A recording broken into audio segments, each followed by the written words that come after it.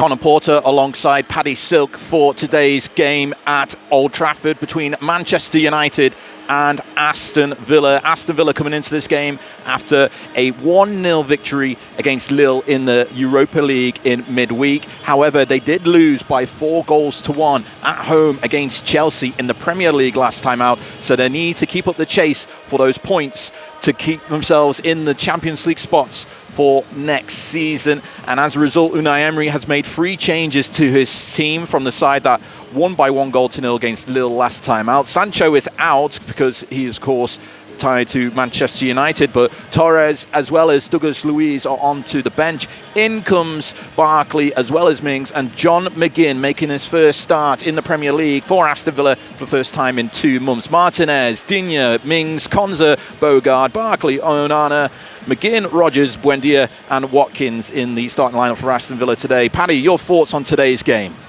Big game today for both teams. Obviously the goal difference was distance, that's the difference between both teams, is setting them apart, but that's interesting for Aston Villa with that team news today with Watkins coming in.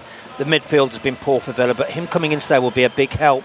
But will he just do one half today, not 2 halves? As we know, he's coming back from injury. Will he be rested? But Aston Villa need a player of his stature to come in and make a difference today.